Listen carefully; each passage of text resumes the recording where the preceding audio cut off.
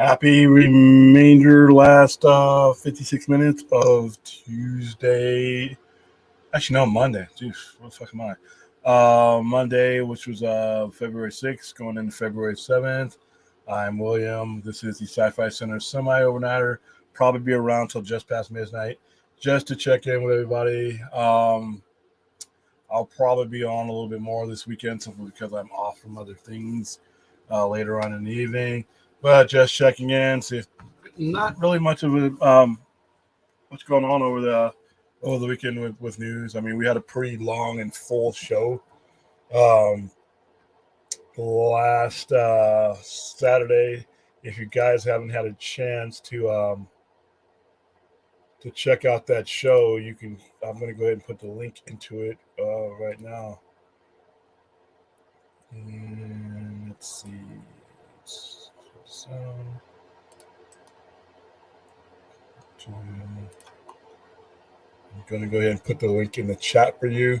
And by the way, you can like and subscribe to my channel. It's in there. So here you go. Yeah. That's the link to the last show. Had a lot of fun with the last show. Like I said, we talked superheroes and fungus and some of the inspirations that are going to be happening with the new DC stuff. We'll have some Marvel stuff to talk about next week. I'm pretty sure I'm going to be seeing an advanced screening of Ant-Man and Wasp, Quantumania. I know some people who went to the premiere tonight, and they said they know my sensibilities. It's science fiction. It's Blade Runner. It's Dune. I just watched Kristen Harloff's review of it. He said all that same stuff too. So I'm looking forward, and I absolutely love Kang as the villain. Jonathan Majors is one of the best young actors out there. Kang is one of my favorite Avengers enemies. So it's going to be really cool to see how they, from everything I've seen on the trailers, I'm really looking forward to Ant-Man and Wasp. This is the first time I'm actually looking forward to an Ant-Man and Wasp movies. The other ones I just saw. But, I wasn't really looking forward to them. They were just there. This is the one I'm looking forward to. And it'll probably set the pace of how I'm going to feel about the next phase of Marvel. I've already committed that I'm not going to be going to see all the Marvel movies like I did before. Too many of them are just not very good. The ones that are good that I'll zero in on, I already know that I'll like pretty much. But when it comes to like going to see every single MCU movie that's get out, half of them, just under half of them, are just a waste of time for me. And with Disney Plus, and with the rate that they end up on Disney Plus, I'll just take my chances there. I got a giant movie screen at the Sci-Fi Center. If I want a big screen experience, that's big enough for me. I got surround sound there in our screening room. So, but yeah, I'm not going to go on that roller coaster again. There's just not enough hours in the day to be spending them on movies like Thor: Love and Thunder. For every Ant-Man and Wasp, there's a Thor: Dark World, or something that's just basically mediocre to me. So, but Ant-Man and Wasp, Quantumania, is definitely the one I'm looking forward to the most. So let me go ahead and say hi to who's ever here. Jason Eves, how you doing? Darth, what's going on? Let's see. No, I haven't. I see it next Tuesday. Next Tuesday. Mostly stopping by for a like. Gonna hit to say. Yeah, this is just a quick run around. Here we go. Old people joke. William went to high school with Ant-Man. No, Paul Rudd. Actually, you know what? Paul Rudd is in his fifth. I think I was just behind. Paul Rudd would have graduated in the 80s. I graduated in the early 90s. He would have been a senior, or I would have just been getting there as he had already gone. So, no. If you're talking about Paul Rudd, but Ant-Man himself, this isn't really the original. This isn't Tony Pym. So, I definitely didn't go to school with Michael Douglas, because he's like closing in on 80. All right, I've been hearing some good things about Ant-Man 3 already. It's a good thing. Yeah. And like I said, just from the trailers alone, I guess there's another trailer that's going to be coming out, but I'm ready. I'm ready for that one. Now, all these other ones, I don't know. I mean, when Kevin Feige unloaded that whole slate that they had for the next 2 years, it's like, first of all, some of it is so far away, I don't care about it just on distance of length alone. And the other stuff, I'm just like, I may feel different as it gets closer, but like I said, with HBO Max and Disney Plus, I'm going to be very, discriminating when it comes to what I put my money down on. Especially if I go with multiple people and we do promos on them. Sometimes I purchase the tickets for a promo. If I can't get behind it, it's just really hard to promote it. A lot of these movies, like I said, with our relationship with the studios, we'll end up going based on that. But if I don't, I'm not gonna shell out money for some of these movies. I can't see paying for any of the Thor movies. Guardians of the Galaxy 2, I wasn't a big fan of. 3 looks like it's gonna be great, but Avengers: Age of Ultron. So it's just there's a lot of them out there and they're long ass movies. So, like I said, Disney Plus, here I come, and it's going to be the same thing with some of the DC films, depending on what they are, and if I'm excited. If I'm not excited for them, HBO Max, maybe. Streaming changed everything for me because the decision is not that hard. Seeing a movie right out of the theater, just to avoid spoilers. If it's a movie I don't like, I don't care. I don't mind having the post spoilers spoiled for me. There's not enough to make the movie great. Paul Boy. Okay, so I missed Paul Rudd completely. I was 2 years away from I was in the 6th grade when he was graduating. So yeah, we're far apart. Hi Michelle, how you doing? How's the baby doing? So yeah, it's been a pretty low key beginning of the week, man. I don't have any complaints. I am taking some time off from all other side stuff, so it's just going to be the center.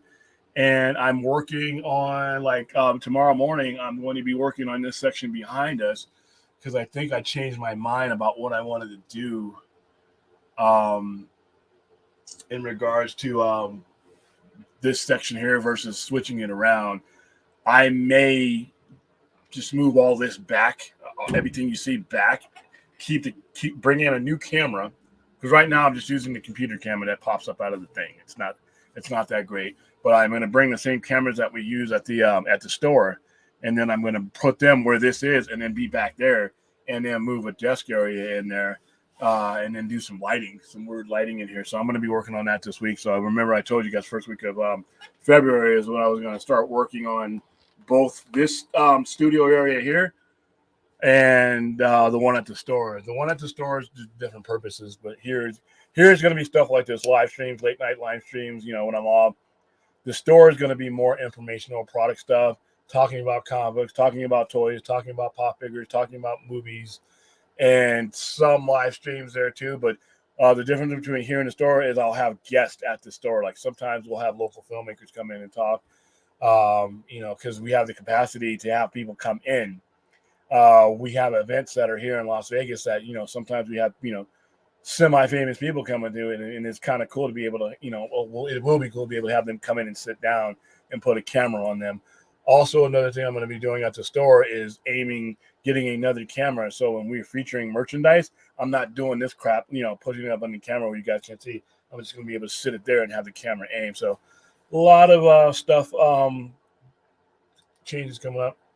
Babies are asleep, so happy they're watching the stream. Cool. Say hi to the husband for me. All right, how you doing, Jared? All right, let's have me watch the stream on the laptop. Yeah, and I'm actually doing it on my PC here. So, all right, how you doing, Toronto? So yeah,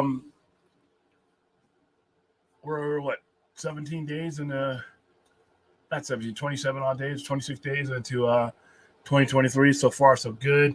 Looking forward to Dune. Like I said, looking forward to Ant-Man. Looking forward to Spider-Man Across the Spider-Verse. That's about it. I got a wrestling event that we're going to Impact pay-per-view. We're going to be giving away tickets for that. I'm huge into wrestling. I'm also going to be hosting my own wrestling event. Oops, is that you guys? I'm going to be hosting my own wrestling event. And, it's just now sending out the notifications that I'm live, even though I've been live for 11 minutes. So StreamYard is weird, man. But yeah, so those of you who are just coming on, just not getting the notification, welcome to the Sci-Fi Center Live overnighter.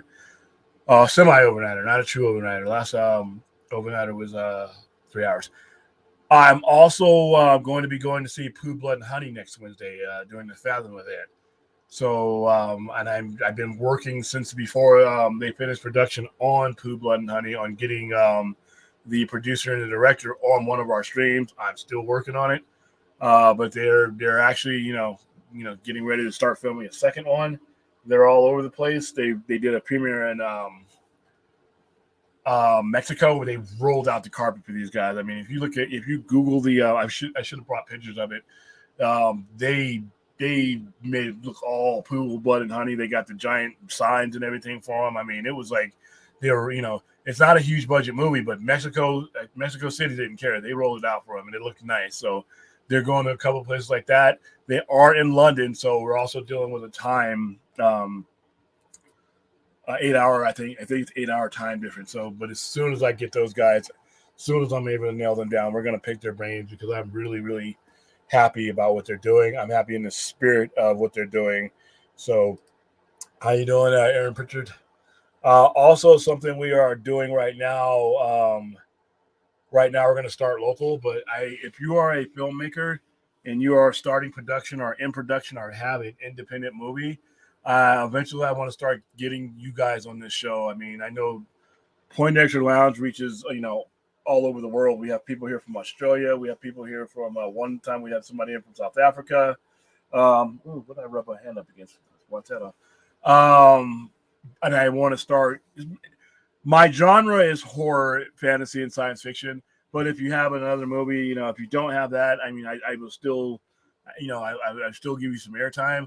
I want to. Hello, Aaron. I want to, focus on stuff that it's famous, independent horror, independent science fiction, kinds of stuff like that. But you know what?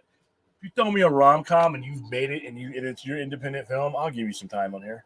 So if you guys know anybody, and I'm going to start posting that in the community sections on my page. I've already posted on Twitter and Instagram on the main Sci-Fi Center page. So if anybody knows anybody, we will we'll give them an opportunity. William, I would be willing to come on the panel for discussions. Are you one of my friends? And when we're this Saturday, we're going to do a call-in show, and I'll make sure that you are one of the people we bring on. Right now, it's just an overnighter, and I don't. This particular setup right now has a bad echo.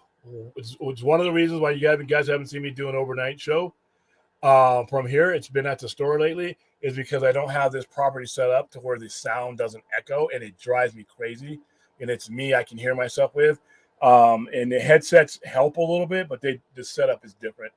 So when I do this setup change, I'll be able to do more with panels. At the store, everything's set up. It's just done differently. I don't know what I've been able to fix there, but there's no echo there, whether I have earphones on or not. So, but I will bring you on this Saturday. Just remind me, because this Saturday should be a pretty packed show. William, what are your thoughts on changes to network password sharing? I guess what happened is it got rolled out, but it was not. It was supposed to be rolled out in phases, so they rolled it back. Listen, when it comes to network, Netflix, I'm okay with the rule that they are going to put in, because eventually this password sharing, they're going to limit that because they're losing money. If you enjoy the product that somebody is putting out, that somebody has for sale, the best thing you could do is support that product. It costs money to make the things that that Netflix puts out. I enjoy a lot of on Netflix, but if I enjoy it and I want them to continue to be able to making it, then I should pay for it. Technically, if you're sharing it out of the household IP, it's stealing anyway. So they're basically easing you into a much cheaper version of of what it was, because you're not paying. You're paying a few bucks for people outside your household. That's okay. I have passwords that we were doing that with before, and when they're ready to charge me for those people, I'm good. I'm write it off. But I hear people that are like, "Oh, I'm not going to do this. I'm not going to do that," and you're saying it should be free. They're presenting you with a service that it costs them money to make, and they're losing money because all the eyes on their product aren't paid, and people are giving them hell about it. And then they're like, "Well, I'll just pirate it." Okay, when you pirate things like this, see, this isn't HBO or HBO Max. You could pirate Game of Thrones; it's not going to matter. there's so much corporate backing, and the volume of people that are watching Game of Thrones is to such that they're not going to miss you pirating. Now, even though Netflix has a huge show that draws billions of viewers or whatever in the form of like Stranger Things and things like Squid Game and things like Wednesday, they don't have, that's not the entirety of the network. All right, HBO is part of your cable network, and then as an add-on revenue, the streaming service. Netflix is just the streaming service. Everything that they're producing comes from in-house funding. So if you enjoy what they put out, pirating doesn't help anybody, because if you pirate and they don't get that revenue, some cool shows, and I know Netflix has some shitty shows, but some really cool shows are just not going to get made. Because if you're pirating it, they're not getting the revenue. And if they're not getting the revenue, they have no justification to continue to make these programs. So, yeah, you can be a smart ass and say, oh, I'm going to pirate it. Yeah, great. And admit it online that you're pirating something, which is fucking stupid. But you're not helping the situation. You're just making it so that Netflix has to refine what they do, and it's not as cool as it was. It's not like they're asking for a lion's share of money. I could see if they were doubling the price. It's basically a $3 or $4 charge or whatever, a $2 or $3 charge add on for the people who are not on your main IP. So you can still keep those people on there. You just got to pay. And people are acting like, the sky is falling on them. I'm like, they have, in all rights, they have a right to just cut you off completely. But they're phasing it in because they're losing money on people who are not paying for their product. It's just like if you like the Poindexter Lounge, or if you like what Enosh is doing, or if you like what Film Junkie's doing, and I make it a point for the YouTube shows that I watch to drop a super chat in. You don't have to do one for this show, but if you like, with somebody's playing, donate, tip, do all that kind of stuff, because it costs money to make these things. It's not free to produce things on Netflix. So when I hear people have these consternations about it, I'm like, okay, you say you by virtue of you watching their product, you're saying that that product has value to you. It costs them money to make it, but you want to get it for free, and I don't think that's cool. So yeah, I think that they're being nice by rolling it out and even allowing for an option for you to share things outside of the IP of your house. A lot of people would just cut you off because technically it's stealing. So I need my family's thoughts on something as a mom. Okay. Oh, I can't help you there because I'm not a mom. Not even a dog mom. Never been a fan of Disney for the simple reasons I don't want to expose my daughter and son with falsehoods of the princess and princes. I don't want my two kids as they grow up. That's a prerogative. There's nothing wrong with that. A lot of people get mad at me. Listen, I am even if whether I agree with how somebody raises their kid, the one thing about a parent and their kid is they're gonna know their kid better than I am. I can't tell you, well, that's you should let your kids watch this, you let your kids watch that. Each parent has to take that situation. They're around that kid every day. You're around your child every day. You know your child's tendencies. You know how the child's going to react and how the child's going to take in information. Just like my parents did when they allowed me to watch slasher films as a kid.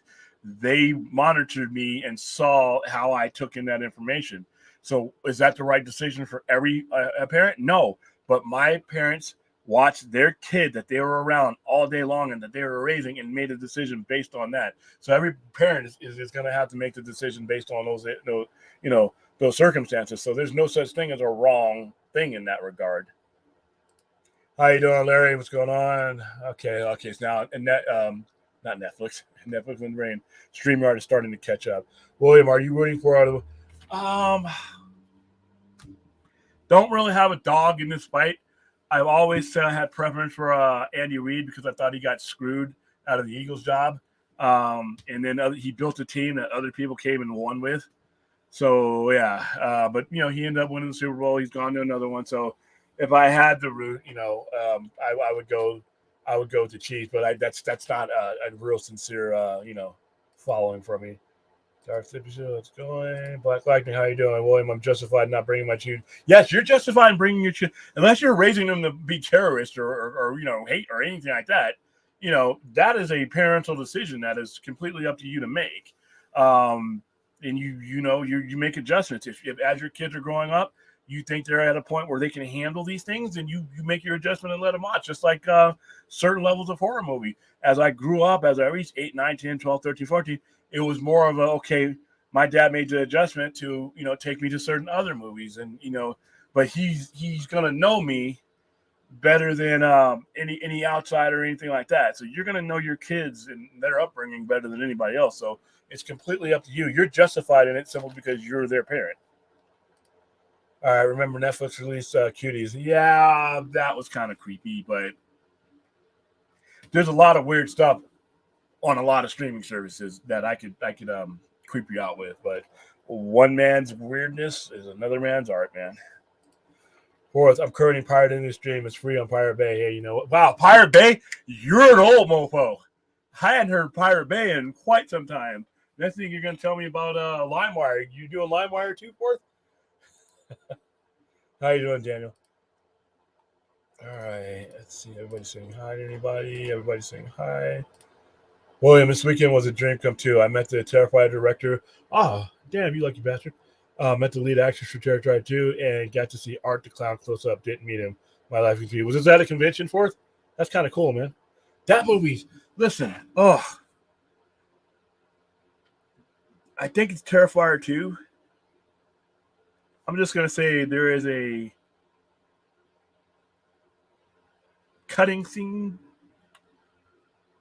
that is just completely screwed up, man. It's just completely screwed up.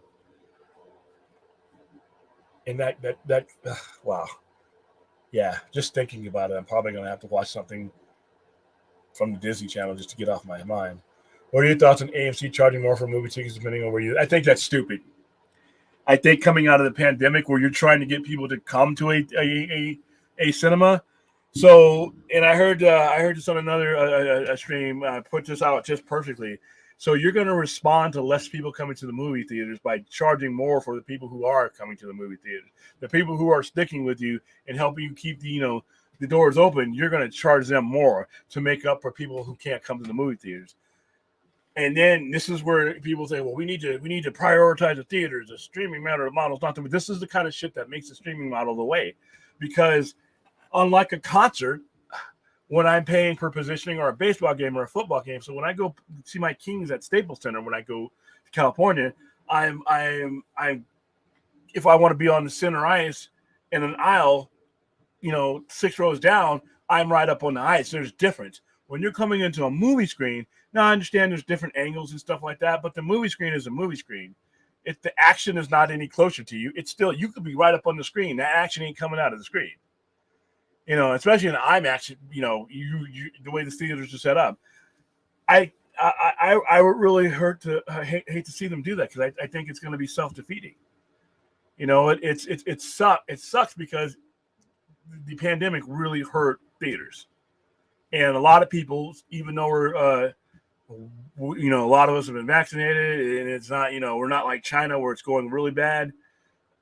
A lot of people still can't get vaccines because they are immunocompromised. I know my mother, who is a breast cancer survivor, when she went through surgeries and everything else, she couldn't get the vaccine immediately. So she couldn't go out in public because she couldn't risk it. So we, and I know a lot of people that I know of that are immunocompetent that can't get the vaccine, or even with the vaccine, don't want to get sick. They figure, you know what, I'm going to stay home. I got these streaming services. So you cannot be doing things in inflation, the gas, everything costs more. And you're just adding to it. And AMC movie theaters are a luxury.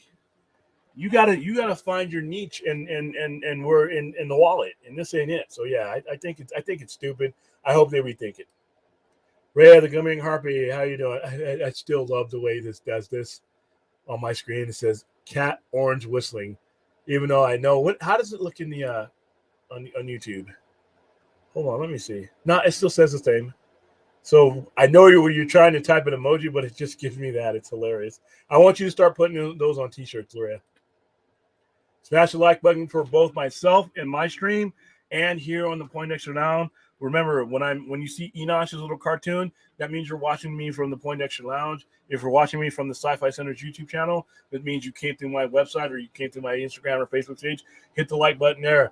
I spend a lot of time on this network, the past year, but I'm slowly, as I get better and I get more experience, I'm starting to build up my network. Hopefully, we get it up to 200 followers here pretty soon. But I haven't really, and I'm stupid for this, but I wasn't really pushing my network till I was solid on what I was doing here, and that's why all of a sudden you see you see what my name. That's my YouTube channel right there. That's my YouTube channel. That's the one you can go to. You can like, subscribe. You can watch on both networks if you want to. So let's see. William, I'm on your channel. First, okay, cool. See, there's Reyes on the Sci-Fi Center channel. All right, how bad does the White Man Can't Jump? It actually doesn't look bad. I listen. I'm not a big fan of remakes because I really think you can't recapture the essence of the movie sometimes. As a basketball movie, it doesn't look half bad. Now, as White Man Can't Jump, which is an iconic movie for Wesley Snipes and Woody Harrelson, I don't know if it's going to capture that energy, just like House Party didn't capture that energy. But as a pure just basketball, shit talking on the basketball court movie, it looks kind of good. I mean, I don't think it's going to make any money, but and it's not awful. All right, be sure to support William on his channel, Faith Right. Yeah. Go. You can go to that link that she's got there, or you can go right. Go to youtube.com/@the-Sci-Fi Center, and we're live there too. All right, how you doing, Trina? I think I already said hi, Daniel. I will. Will I? Happy that Gunn and company are listing off comic. Okay, happy that. Well, I'm happy that I'm not. Whenever people call me Will, it confuses the shit out of me. I'm sorry. I'm thinking you're saying Will I, because I always go by William, and I never correct people for calling me Will, so that's my fault. So it looks like you're starting, the sentence like, "Will I be happy?" I'm not sure. All right, William. I am happy that Gunn and company are listing off the comic book runs that these stories are derived from, but it just pisses me off all the more that the old regime didn't back Snyder. You know what? You're 100% right. But I have pledged myself to go forward with this and not, get caught up in the fishnet that was the old regime.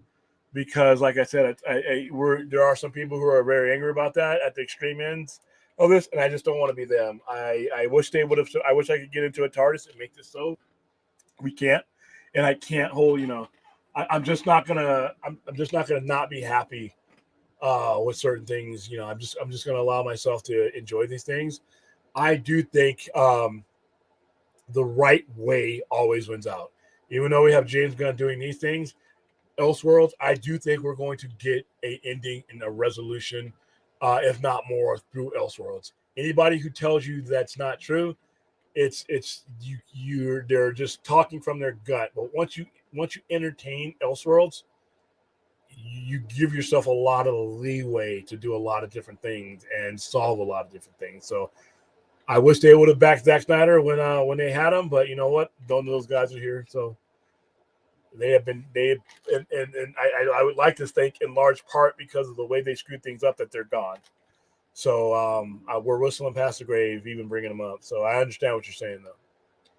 Hey, Daniel Fourth, blah blah. Larry Sabio, everybody, face hug. I wonder if that's. Hold on for a second.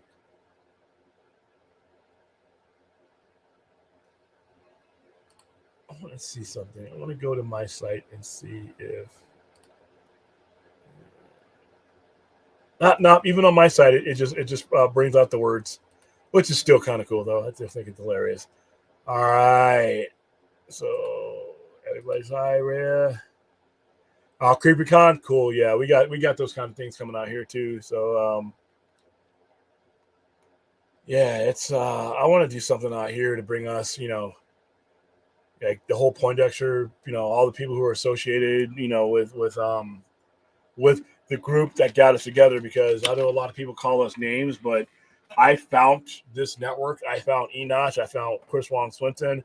I found Nicotina. I found ACS. I found Wonder Meg, Nerd Queens. I found Film Junkie. I found all these people because I was looking for answers when it came to the Justice League movie that I had just seen. I knew it couldn't be right. So I would like to do something in Vegas where we get them all out here. I mean, I've already had Rhea out here. You saw the pictures. If she can come back out again soon, but I would like to, Vegas is a place for us all to get together. I know some of us live in Michigan and New York and, and other parts of the world, but it will be cool to be able to have like a big fest, set up a giant screen and just have us all here and party for a little bit. So Terrifier 2 was rad. Ooh, yeah, man, Terrifier. Oh, yeah, it's a life changing movie. Pirate Bay used to be the spot for those screeners. Not that I would know anything about that, but somebody told me. Yeah, right. AMC is already expensive as hell, and now they're upping the fee for a decent seat. Yeah, and it used to be that theaters could make their money because, and I understand where they're at. I understand. This is bugging the hell out of me. I was painting today. I was painting the actual studio every day, and I leaned up against paint. I didn't see that to scrub that off on my elbow. I just got back here. The margin for theaters is razor thin. They don't make a lot of money off the movies themselves. It's concessions, but when you have the volume of people coming into your theaters, you can get away with that. That's why $6 for a hot dog. People, when you're there in the moment, even though for every person with cheap ass like me that said, "Wow, that's fucking expensive," pretzels, how much? Whoa, shit. When you're in there, you're in the moment, you're with your buddies, you're having fun. You saved up for that anyway. You just go ahead, popcorn. We just go ahead and get it. That's where they make their money. But when COVID hits and the volume of movies being made and things not coming out as much and people not coming into the movie theaters, they lose that volume. So they're trying to make up for it in that.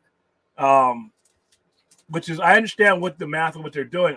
Unfortunately, I think this is going to alienate the people that stuck with you.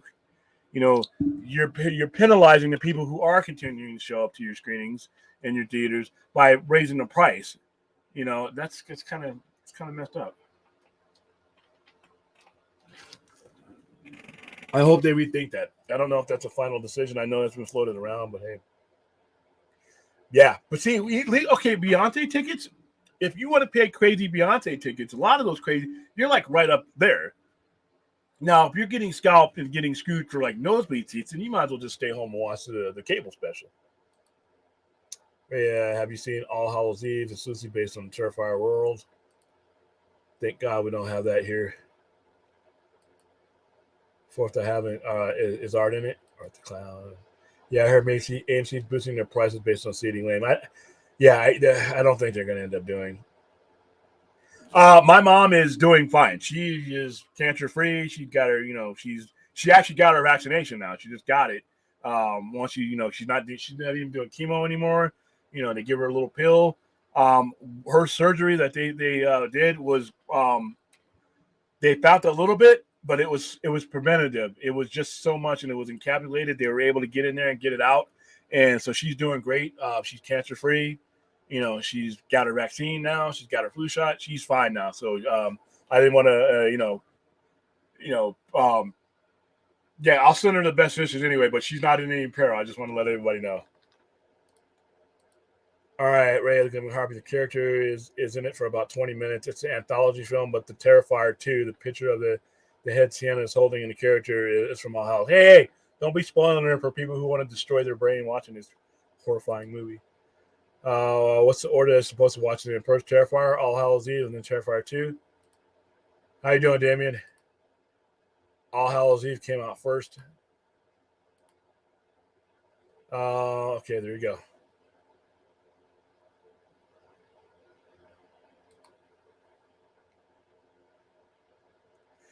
Yeah, I never understood that. I mean, I know he had some issues, but a lot of people in Hollywood have issues. I guess it's all who you know. Oh man, Wesley said Woody Harrelson, Rosie Perez. That's a classic. Boo that remake. What is the code you type, Ray? You're conjuring emojis. Yeah, that's what I've been trying to tell her. Her emojis, it tells you what the emojis are supposed to be, but you just get the words. Whatever she's using for the emojis comes across as words. Fourth, the Google emojis pop up that way. I guess they're specific to YouTube and don't show up on other software. Yeah, because when I'm looking at them, yeah. But it's neat though. Like I said, you should get the little T-shirts that say that on there. Waving purple hand or something, whatever it says. We should have a too much moratorium on DC gun talk. I don't know. I mean, if the conversations are going in a positive, we should have a two month moratorium on negative DC talk because we don't have anything really to be negative about. I mean, we're going to run out of that. I mean, as he puts the news out, I think we should react to the news. If he announces another project tomorrow, I think we should announce, we should, reflect on that. And it's not in my topic bar right now, but I'll answer questions about it. But things aren't that bad to where, it's such a painful topic right now, just a slate on its own. And who knows what we might get. I still think if we hold out long enough, we're going to get what we need. Sorry, Will. I am. My typos have been bad lately. Yeah, trust me, I'm the lord of typos. William, what if Cavill did have a contract signed for another solo film? Would Gunn have asked WBD to buy him out of his contract to do his own Superman legacy, or would Gunn have not taken? Well, no, he could have a contract. It's just a matter of when the movie's done. You could have a contract to do a movie. They just don't ever have to make the movie. Unless you say, I have to do this movie within 3 years. Most studios won't do that. So Gunn, if Cavill could have signed a contract saying he's going to do the next three he's going to do 3 solo Superman movies. It's at the discretion of the studio when those movies get made, so they could do it forever. Because you're really not getting paid until the movies are made, because a lot of your back end bonuses are built in the box office revenue. So you're not working, you're not doing work on it, so you're not getting paid for it. So I think you've been all right. So no, I don't know if that would have mattered. I think Gunn would have taken over anyway, and if Abdi and DeLuca wanted to continue to do another 1 or 2 Cavill films, they would have had to do it under their banner, not the DC Films banner. So, like I said, should have happened before. Gunn should have been given his power to do what he wants to, but the wrap up stuff should have been handled by the people who were in place before Gunn got there, and that's Abdi and DeLuca. Vegas was awesome. I have a lot more stuff to do there than I didn't get to last night. Yeah, it's a very seductive place. Be careful.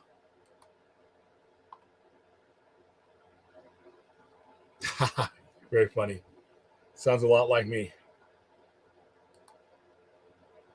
Rational Skeptic is in here. What's going on? Answer Jackson Mortal Kombat. Okay. I don't have steel arms, though. Chair forward is owning if machete orders like this.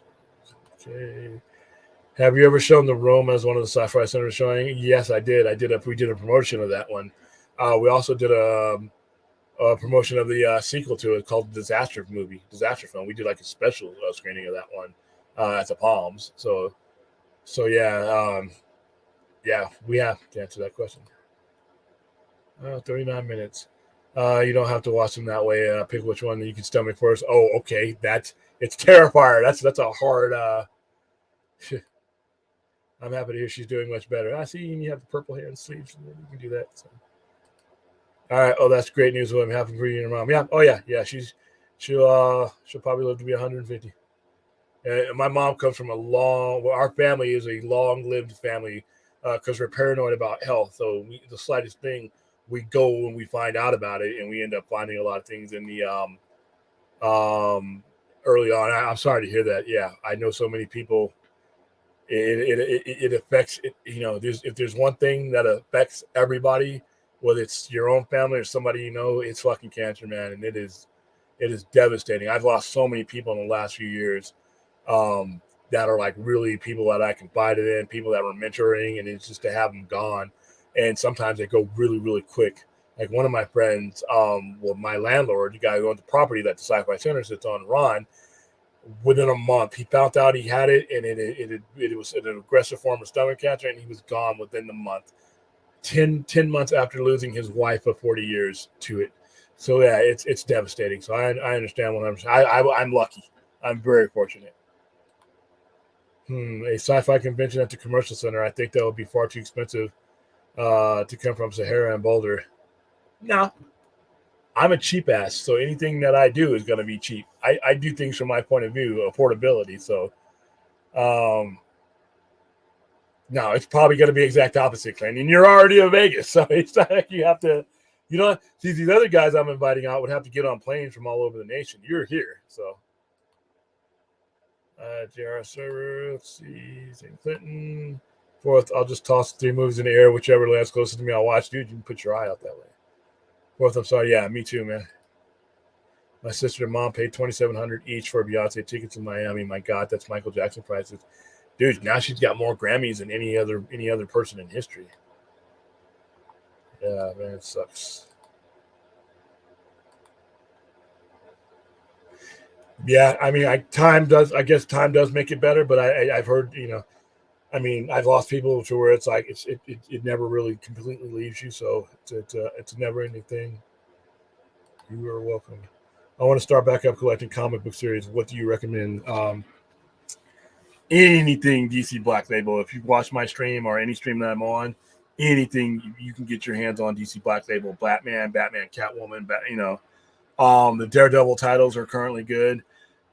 The X-Men titles, especially the Hickman run, they're good. But those right there, those are enough for you right there. And then the Spider-Man Miles Morales, those are the ones I read on a regular basis. William, would you say this latest M. Night Shyamalan movie is his best? Yes. Yes. I always give him the benefit of the doubt, hope he nails one down like this, like his early work. This is Batista's best work. Dave Bautista, this is his best role. He is the star of the movie. He takes up the most screen time, and this is his most convincing. I believe his plight in this movie. And I am a big Dave Bautista fan. I love the way he has started from where he started leaving the wrestling world. He got a late start, and he has put in the work to become a better actor in a very short time. So I'm happy for him. It depending on what you went into Megan for, I guess. If you went in for like a horror movie, then yeah, it's it wasn't that. I thought it was decent. So if you Megan looked like a streamer, it's on streaming now. I think it seems like horror movies focus on in inventive ways to kick off stories, but then after it's the same thing you've seen before. It might as well have been a remake of Chucky 2019. I heard a lot of that. One Dark Night is on Pluto TV. That movie creeped me the fuck out watching Life Force Friday. Yeah, I saw One Dark Night in the movie theaters. I watch it now and I'm like, why did this movie scare me the way it did? But when it didn't scare me like other movies, but it was creepy, man. Meg Tilly was in that movie, and I'll never forget it. It was we did this family thing every Saturday night. We went out to the movies, me and the family, and like I said, I was raised on horror movies, and I remember we went to Hank's Pizza in L.A. after we saw that movie. I'm like, wow, I wasn't even hungry for the pizza, but oh man, that movie. The effects in that movie, and it was a low budget movie. Hold on, let me bring up One Dark Night. It is still to this day one of my my favorite low budget movies of that era. And remember, the 80s put out a lot. 1983, the 80s put out a lot of movies. Dude, for in 1980s, the budget was $800,000, which is for that type of movie. So yeah, no, it was released in 1982 because it was limited in LA, and we saw it in LA. Oh man, Meg Tilly was in that movie. E.G. Daily was in that movie. A lot of these other people I've never heard of and I haven't heard of since. Oh man, it's on. If you guys get a chance to see it, it's on Pluto. And let me go see it. It's on Freevee, something called Freevee, Freeevee. You can watch it on there. You can watch it on Pluto TV. You can watch it on Tubo, and you can rent it on Amazon Prime. But Tubo, all those other ones are free. I love that movie. I'm sorry. I know it's cheesier than shit, but it's creepy. It gives you, especially when he starts coming, all the bodies start getting reanimated out of the thing. It's not a zombie movie, but when you see that shit, and it's like, it's about it. Okay, so One Dark Night is it's a movie. This guy who died, he had these psychic powers, and they believe that he carried over his psychic powers beyond the grave. So they bury him in this mausoleum. And then these kids, they got this little gang together, this little girl group, high schoolers, and Meg Tilly's character is trying to get into the group. So it's the Pink Jackets or whatever. Her initiation is she's got to spend the night alone and a mausoleum. And it just so happens that guy just got buried there. So he starts animating shit all around him. It's a cool movie, man. It's creepy though. I recommend everybody watch it. It's free. I'm definitely seeing Evil Dead Rises unless I really hear. I'm going to go see. I think we're going to be promoting that one too. Boom Studios is doing some great books around like Grimm and Keanu Reeves. But yeah, J.R. Server. Anything, almost just about anything from Boom right now. Not only is it good stuff, but it tends to hold its value and go up in price if you're in the collectabilities because of the press run. I saw Army of the Dead because of Batista. Yeah, Batista is like I said. If you looked at the movies he's doing, he's taking bigger challenges. That's why I did not want to see him as Bane. I want to see him as thought-provoking characters, and Bane's just a meathead for me. Leave a like, peeps. Yeah, leave a like on both places. We're simulcasting. I'm curious about if I'm not watching any trailers going further or same trailers again. I'm hoping it does something creative. Okay. Any other DC fans having trouble spelling right now with a K? If not like me, I have trouble spelling no matter what.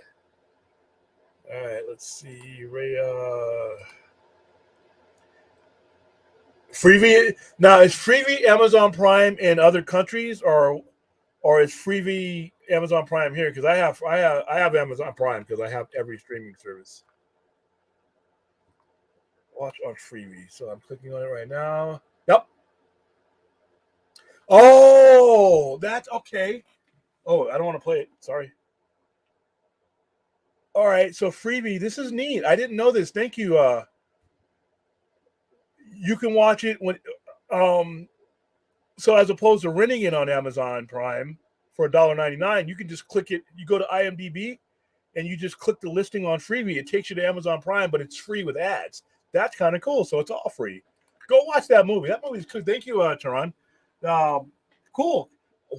Listen, it's old school. It's 40 years old. It's cheesy, but it's creepy and shit, and it's a fun movie to watch. All right. Dark Knight, Nightmare Timeline, Last Night on Earth. The FTC has made me change my way of spelling. Oh, I got it. Okay, got it. Because of the silent K. Gotcha. Batista, Vandal Savage. Now, they brought this up the other night, and I personally, I don't see a problem with that. If he's going to play somebody in that world, I want him to play Ra's al Ghul. And I got a lot of shit for when I said that, but I still believe that Dave Bautista could play excellent Ra's al Ghul. I think that's the role for him. 80s always had but yeah, 80s had some of the best stuff. It had the best heavy metal, but it had the best horror movie. And because you'd have your main horror movies, your main slasher, and your main alien type movies, and you'd have a whole bunch of other people that tried to copy them. But we didn't have anything else to do, so we watched them. So even if you had a shitty copy that you knew was Alien, and it was just Creature from Outer Space type of movie, it was still fun. You know what? It was still fun. And a lot of these movies are just copycat movies, but they were all fun. They all had slightly enough differences from things that they copied to make them fun to watch. 80s was cool. Yeah, I was able to click on it here, and it took me right to it. It's kind of cool. Hey, William, what's the movie thing you're advertising at the Sci-Fi Center? Which one? Yeah, I do a lot. You got to clarify. Are you talking about Kill Count Cinema that we're going to be doing, or our feature film? Let me clarify what you're meaning for. Pluto has a 24-hour bar rescue channel. Oh, there you go. And some of those have happened here in Vegas. All right, it's hard to believe that they have entire movies I grew up watching as a youngster on YouTube that sometimes uploaded great quality. Yeah. Some of those movies they're not necessarily public domain, but the studios don't care about them anymore. If they allow them to be put on Tubi and Pluto, then they've made their money for them. So yeah, there's a lot of good stuff. You can find a lot of good gems there, right? Yeah, Ra's al Ghul is one of my favorite Batman enemies. I'm sure I'm in a minority here, but I actually think Drax really gave Batista. No, you're not in the minority. He did with the character and what James Gunn asked him to. I just, like you, believe that Dave Bautista has much more range and intellect to where he can do things that, like I said, when you watch him, if you all haven't had a chance, if you watch him and Knock at the Cabin, you'll understand that this guy needs to be doing much much more, in-depth roles. I think he would be. I think he would just excel there. You named in Dune. I mean, all these ones. Got to watch that AZ movie's Possession. Wow, what was Possession? Possession. I know I've seen Possession. Hold on. Oh, 1981. Oh yeah, I've seen this. Annabelle Johnny. They remade it, but yeah, I know what you mean. If you like ninja movies with Sho Kosugi and I'm just saying Enter the Ninja, I've seen it. I've seen all of those. I've seen all of those. I was a big ninja fan in the 80s. Remember American Ninja? Before it kind of went off the rails. Whatever you were asking for submission. Okay. So we're starting locally, but it will expand because obviously you guys know the Poindexter Lounge and even my channel now is reaching across the world. But I want to start locally here. If you are you are making a movie or have made a movie or in production of a movie, I want to hear from you. I think that you are in a very special place in life because you're creating something. I don't care what the budget is. I don't care if it some people think it's shit or if it's garbage. If you picked up a camera and you filmed something and you started and you finished and you got it made, you are a movie maker now. So I would like to use this platform, both the Sci-Fi Center's proper page and the Poindexter Lounge to a much larger degree, to give you some airtime. Let's have you on here. Let's have you talk about your movie. Let's have you talk about the process that made you wanted to make you. How did you fund your movie? Where are you at in the movie? Bring on some clips of the movie. Even though it's not finished, you probably have part of it filmed or shot somewhere. Bring that on because you never know who's watching. You may find somebody watching this that may want to throw you a couple of bucks and fund the rest of your movie. If you got a GoFundMe campaign or something like that, to where or Indiegogo, we'll put the link up there. I mean, so right now, we have 25 people. Sometimes we have 40, 50 people, watching, any given thing that we're doing. Any one of them would make the difference maker in you getting your movie either done, completed, or distributed. And like I said, it just gets the word out there for if you're on your way to getting that movie done, guess what? People, we get hundreds of views. And in Minos's case, because this is his network and his stuff, he gets thousands of views sometimes. All of those people are going to be knowing about your movie, and when it's done, they can watch it. They'll know about it. So sometimes creating awareness can turn an independent filmmaker or an independent anything into something a little bit larger. But the fact that if you're making a movie, I don't care what level it is, you are creating something. That is really hard to do. Most people talk about doing that their entire lives, and they never do it. So if you're currently making a movie or have made a film, I don't care what the budget is, get a hold of me. You can message me through, if you go to my website, you can just send me an email there. I sent links throughout my Instagram and all that, so you can message me in those outlets there. And or you can leave me a message here in the comment section. But preferably I'd like science fiction, horror, or fantasy. But if you got a rom-com or you got something that's a comedy or something like that, we'll put it up. So that's what it is for us. I just really want to use this platform, because as a business owner, I took a risk that could have really just imploded, crashed and burned. It didn't. Movie makers are taking, anybody who's creating content is taking the same type of risk I took. So I feel like a kinship to them. So I want to use this platform to do a little bit more to see if I can help. So that's what that's about. Possession has that woman flipping out in Subway for like 30 minutes.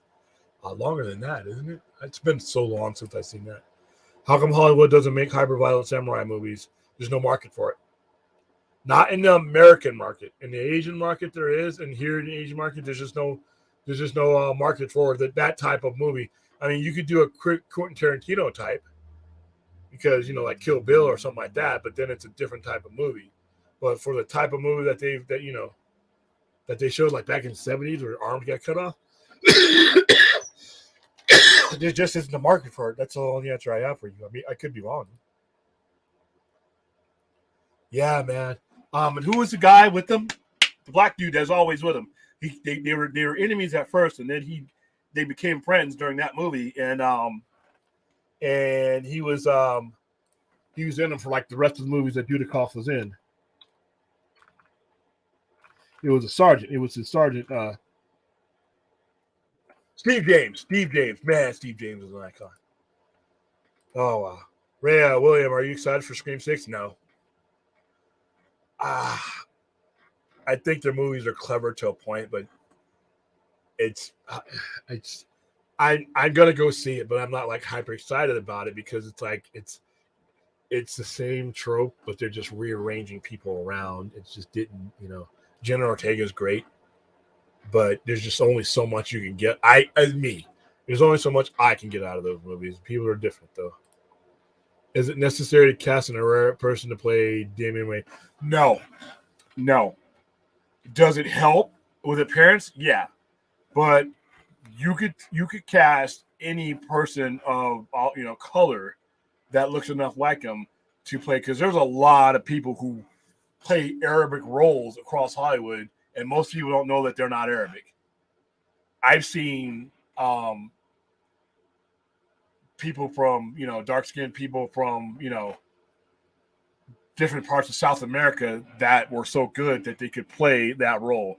Does it help? Yeah, because obviously you can't get any closer than an actual Arabic person, or actually he's white and he's Arabic, so you have a lot of room.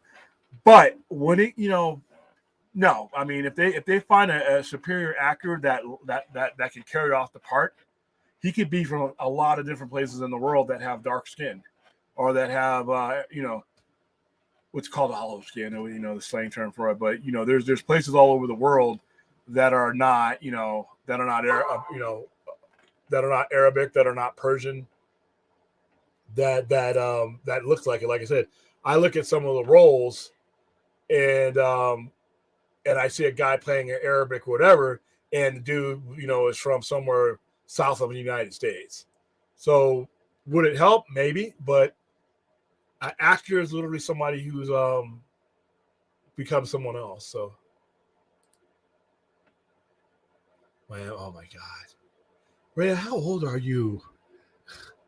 That's wow. I think I just threw my back out of old age just remembering Miami Connection. Oh wow, the Montgomery Harvey. What is that? Hardboiled cop stuff. Oh, dude, what year was that made?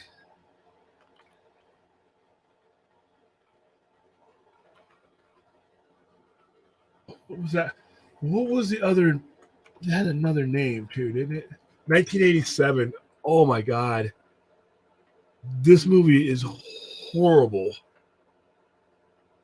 And let me show you. Okay, you can already guess. Probably Miami Connection what inspired it, and yes, it did. You would be 100%.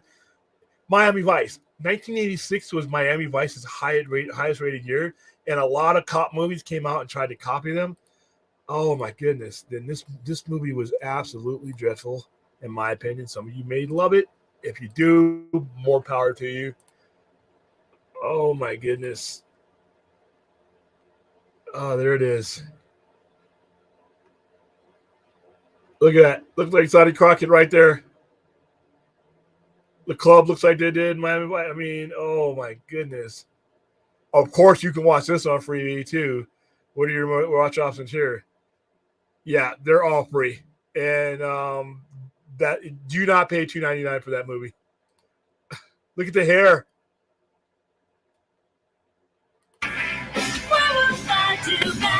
That's probably copyrighted music. Oh man, that movie was awful. Oh my goodness! I gotta stop that. That movie was. There you go to answer your question for that. Oh, wow! They should have thrown Michael Dudikoff in the next Expendables if they're putting Megan Fox in there. Dude, how old is Michael Dudikoff? Is he still even acting? I don't even think he's acting anymore. I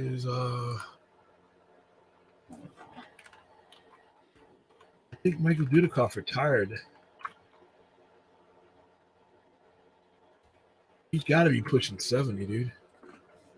Let's see.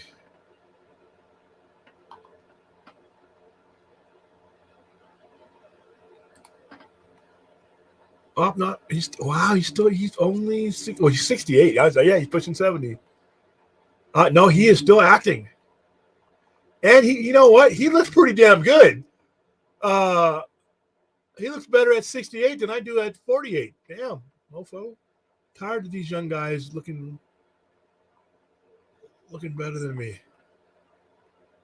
Oh wow, he has a lot of movies. I think of him as American Ninja, but he's making a new movie called Landfill, and he's making another movie called Left Turn. He's doing TV. I mean, yeah, dude, the guy's still out there. Congratulations on still being that. So yeah, he could, dude. He'd run it at 68. He'd be one of the youngest things in Expendables. I really enjoyed To Live and Die in L.A. To Live and Die in L.A. is a brilliant movie. That is a Michael Mann movie, and that movie, in my opinion, is what is one of the two films that got William Peterson the role as Grissom on CSI. No, that's not a Michael Mann film. No, that's a William Friedkin film. Yeah, it's an excellent movie though. The music is by Wang Chung. Everybody Wang Chung tonight. Sorry, you got to be really old to know that. To Live and Die in L.A. is great. William Dafoe is in it in one of his better roles. The very next year, William Peterson went on to do what I consider one of the great serial killer movies of all time, in Manhunter. We've talked at length about Manhunter, so there you go. Yeah, it's gonna be a lot of fun. I just hope I can get my main thing. I just started it up today, and I just made the posting today, and I hope I get some people who and I hope I can help out with their projects. Oh, dude, no, it's not. It's actually not low budget. That's the scary thing. Hold on.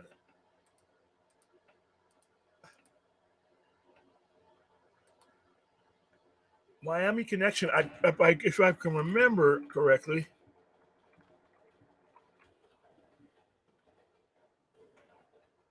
Oh my goodness. It actually. Okay. It wasn't a super expensive movie for 1987, 1988. It cost $1 million. I'm sorry, I don't see $1 million in what I just showed you. All right, the film opened in August 1988 in 8 theaters in Greater Orlando and was also screened in Daytona Beach, Melbourne, Florida. The film also opened up in West Germany. Kim said I was so excited that I had no doubt we would pack every theater and it would be a blockbuster. Instead, Miami Connection had a poor critical reception, and its run in theaters ended after 3 weeks. The Orlando Sentinel called it the worst movie of 1988.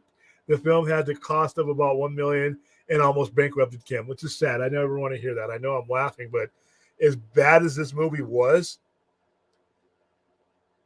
this dude made a movie. He did more than I did. He took a chance. It wasn't a very good movie, but you know what? He took a chance. Rob Hammerich of Saint Magazine commented that the film should have been featured on an episode of Mystery Science Theater, and that it would have likely been seen as a prize specimen and would have went for the jugular. As time passed on, and this is what happens with a lot of these movies. When they were released, people laugh at them, but they become cult movies, just like Rocky Horror, just like a lot of these movies. As time passed, Miami Connection became an underground cult film. Y.K. Kim said that in a period of several years before 2012, several magazines and television talk shows hosts requested interviews about Miami Connection, and that Kim ignored most of those requests. So yeah, it's been re-released. And Y.K. Kim, he's still alive. He's 76. Let's see what else he made. Let's see. Did he make anything else? That was his only film, it looks like. Career in the mid-'80s, Korean film director Richard Park met with them. Yeah, that was his only movie. But hey, he's ahead of the game of everybody else who sits around talking about, you know what? I should make a movie. He did it. The movie was awful. But I'm glad he got a cult following. Oh, that movie was awful.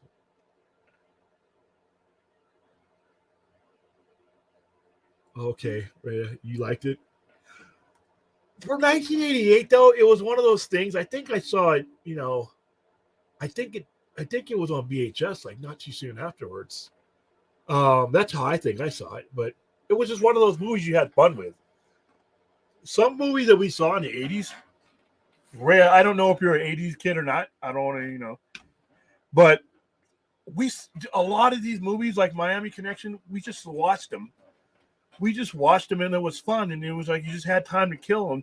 And sometimes on a Saturday night or Saturday afternoon before a lot of internet and all this. And, when we were kids, we would just mow through movies like this because there was nothing to do.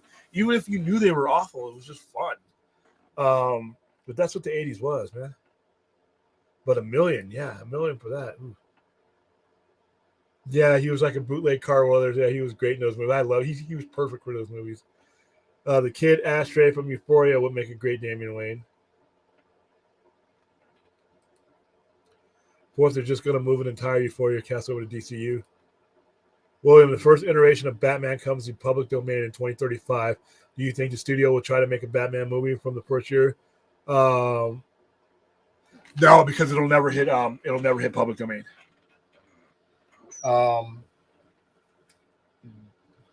There are technically, yes, it will, but there are certain things that DC and Warner Brothers can do to keep it. Like Mickey Mouse will never be the type of public domain that it is. Like, even though Pooh went to public domain and allowed for, there are certain aspects of their flag. I think it's called flagship rules. Like Mickey Mouse is the flagship of Disney. He's a symbol of Disney.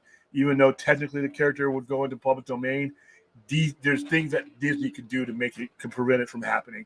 And Batman, literally, DC Comics stood for Detective Comics. So Batman is one of the two primary characters. So even though I don't think it would ever happen.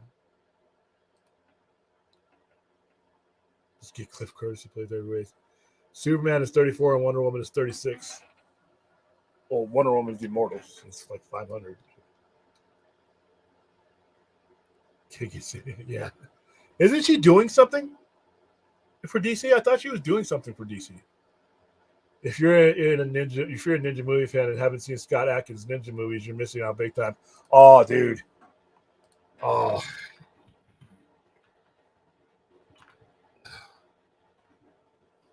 Oh, let's bring up some of those. He's done the earlier stuff. This is a young director, by the way. Black Mass, City of Mass, Special Forces, The Medallion. Holy cow. He's only 46 years old. He's working on John Wick.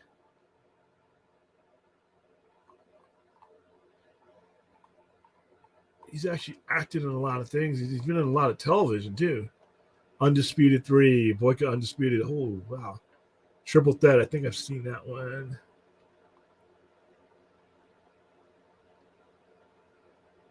Yeah, this guy's he's a real deal, though. He does his Last Man Standing. Yeah, he does his own stunts and everything. He's actually a teacher, too. Yeah, I've seen some of his stuff.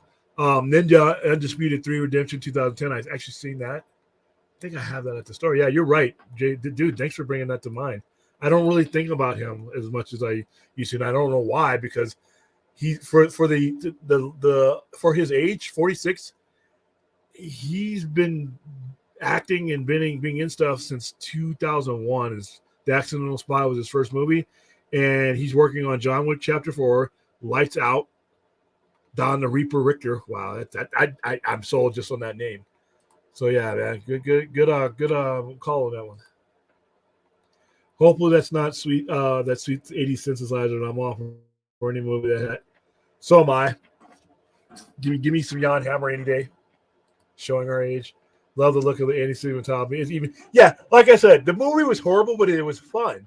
This was the kind of movie that you would actually go to the movie and see and just have a good time with it. Yeah, David Hasselhoff selling out Germany, and he said that guy never got it big as a musician here, but man, you go to Norway, he's like a god there. Yep, To Live and Die in L.A., King of New York. Oh yeah, Frank White. Slept on Christopher Walken, Lawrence Fishburne. Yeah, he should have been nominated. Christopher Walken should have been nominated for Academy Award then. My action movie requirements are simple: tough hero, hot chick, sidekick, hot chick villain, worthy muscle-bound opponent, a badass car is there somewhere. Yeah, that's the 80s. That's literally the 80s. As a matter of fact, that movie, Miami Connection, that's your movie. William, Miami Connection sounds like it needs a Sci-Fi Center screening. I think I could get the rights to show that too, because I don't think the rights would be very expensive to show that. And you need an ending with a warehouse out. Wait, that's more 90s, and preferably with Bao Young as a final boss. Oh yeah, breaking somebody's spine. I meant 1934, Superman 1936. Okay, I see what you mean. Entering public domain, but you already kind of answered the yeah. Okay, so yeah, it's just really I don't think they would ever allow it, even though technically they can. I think they have to file something within 5 years. I think it is to show that there would be harm done to the flagship if these were allowed to be used and represented in any way that then they've been represented for 80 some odd years. All right, American Ninja, Delta Force. Oh, Delta Force were great. These are first two. Seeing those on Fox Saturday afternoons in the early 90s was my jam. Yeah. I remember seeing Scott Adkins read dialogue for Nolan's Batman on YouTube. You woke up on the YouTube up Undefeatable 1993, best fight ever. 90s action B movie cold. There's a lot of it. William, can we watch the end fight for B movie Undefeatable? It's a low budget 90s. Not without getting a copyright strike, I don't think. Undefeatable. Who owns Undefeatable? Because I can do it if I have the rights. I have permission. Like, there's a reason why, like, certain trailers I can show and certain things I can show, where other streams can't do it sometimes. Because when I'm working to promote something, I make sure that I get permission, written permission. So if I get knocked, I can email them about that. But usually, there's a code that you can use when you download things. If you download the right things, that allows you to do it. So I don't think I can use Undefeatable.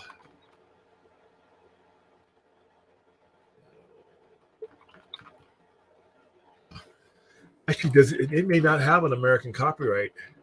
Oh, of course it has Cynthia Rothrock in it. She was in everything. Man, that's a name I haven't seen in a long time. She was hot, too. And she was a legit martial artist. She's got a birthday coming up soon. She's only 65 years old. Dude, she's hot now. Let's see who owns it.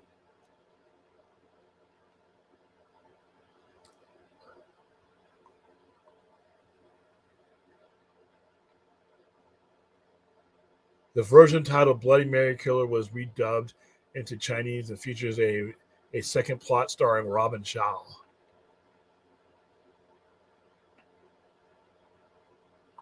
Doesn't give me a studio. You know what? I'm going to ask, but I probably could because it doesn't have I don't think it has an American copyright. I'd have to find out first because I don't want to make up I don't want to make a mistake and get a strike, especially when I'm broadcasting on someone else's network. But I think I can. Chuck Norris and Silent Rage. Oh, Silent Rage was really good. That villain in Silent Rage is fucking horrifying. Gunn should make an Elseworld Batman movie with the first iteration of Batman then after Pattinson is done with his movies. Dude, he gets like 6 years from now. Good idea, though. All right, guys. Chuck Norris was gold. He's like 82 now and still kicking ass. All right, thank you guys. I have done it. We have shepherded you in a semi-overnighter forum from what was Monday the 6th into Tuesday, February 7th. This is Super Bowl week, so probably going to be doing a stream from there, but on the sports level. But thank you for making this not midnight, I'm sorry, semi-overnighter interesting. And everybody go get some sleep and watch some of these movies that we go watch. Everybody do homework. Go watch One Dark Night and get back to me. Go watch that movie. It's going to change your life. It did for me. 8-year-old me loved One Dark Night. So, all right, guys, stay safe, and I will most likely see you tomorrow night. If not on my own stream, on Enosh's stream, because I don't know when he's going to do an explanation now. But thank you all. Hit the like button. Subscribe to both this channel and the Sci-Fi Center channel, youtube.com/@the Sci-Fi Center. All right, thanks, guys.